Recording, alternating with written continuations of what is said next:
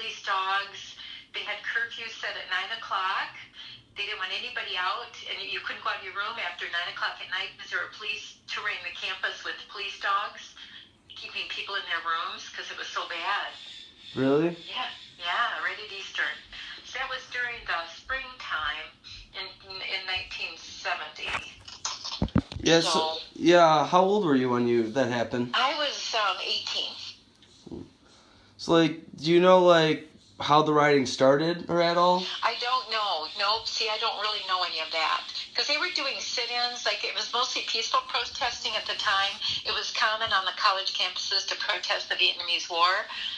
And, like, I'd been sitting in a peaceful protest, you know, where you just sat, and I remember doing that once. But I don't know how the riots broke out, and they were breaking windows in one of our buildings on campus. These kids just kind of went crazy. And it just got really, really bad, and they had to bring the police in. So they started destroying stuff? Destroying the campus, yeah. Yeah, they were really bad. There was a beautiful building I had classes in, my science classes, and they were breaking windows and, you know, wanting to destroy the building. But it must have been at the end of the school year because it seems like I had a class in that, and I can't remember how it was disrupted. I don't have a lot of real focused memories on that because I just don't, but I don't know how it broke out or why it did. It just really got out of hand. Were you like were you in class like when it happened, or were you just like with your friends? No, it was at night. Most of that happened at night. So was it like throughout the day, or did it just start kind of mild and that just kind of broke? Night, and I don't know who started it because that's what happens. People start things at night, and I honestly don't know how it happened. But when it got really out of hand, there was like a courtyard outside of our dorm, and there were lots and lots of kids out there, and the police had to come and break it up and spread tear gas around. So it was just, and I don't know why they were gathering. They might have been all around campus, but I know there was a big area outside of our dorm where they were gathered, and the tear gas was coming right in our room. Ooh. Did anyone like get arrested? Yeah, they arrested people, and yep.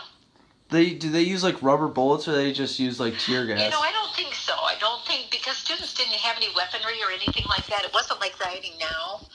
You know, I don't think it was as violent as it is now with people. And they just kind of rounded them up, I guess. So they just bring in like police, or they bring in like National Guard or anything like that? I think they were just police officers, but they might have been National Guard. I don't know. There were quite a few of them out there, and they had dogs.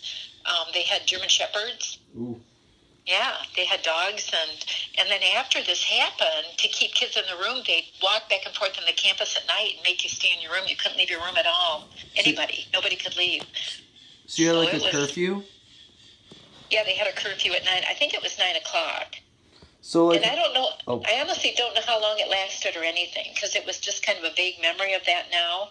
So I don't really have strong memories of that because I wasn't involved in it. I was just kind of a victim of it. Did you do any rioting, like the peaceful protests, or did you just like?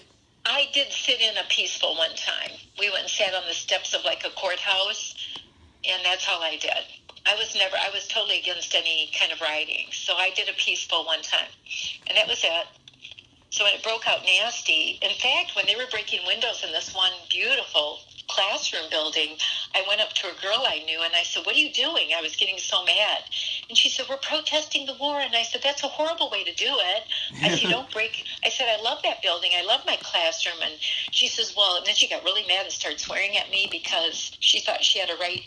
She thought she had to protest by breaking glass and destroying our beautiful campus. So I never believed in that. You didn't think it was a good idea to start destroying stuff just because you thought something bad? No, I was not ever. I was totally against that. I only believed in peaceful protesting. So did some of your friends like participate in it, or was? No, the ones that I was friends with really didn't. I had 4 roommates at camp and college. There were 5 of us in a room, and none of us did that. We were all the same. We kind of just stayed away from that.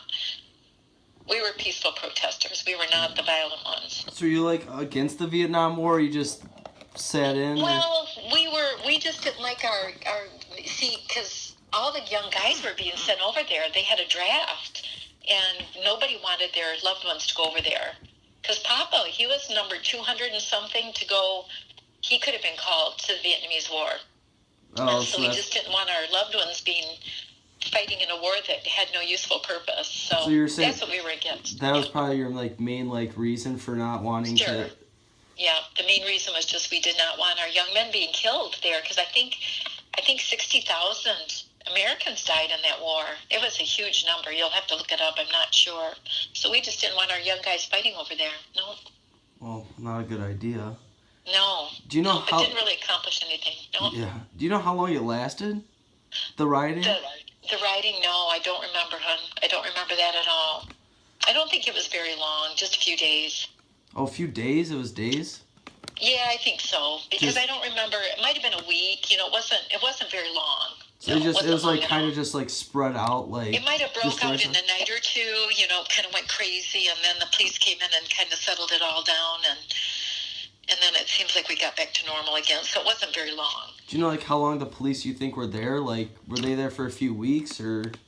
Gosh, I would say their presence was probably there for a couple weeks anyway. Wow. Still, You know, just to keep things under control. And with the dogs? They had German Shepherds, yeah. Do you know if that was like the beginning of the war, or was that like towards the end? Well, it was in the spring of 1970, so it started in the 60s, and I think it ended in the. I don't have the statistics on. You'd probably have to look that up on Google or something. But this was in the spring of 1970, so. Did like anyone get in trouble by the school, or did the school do anything to anyone?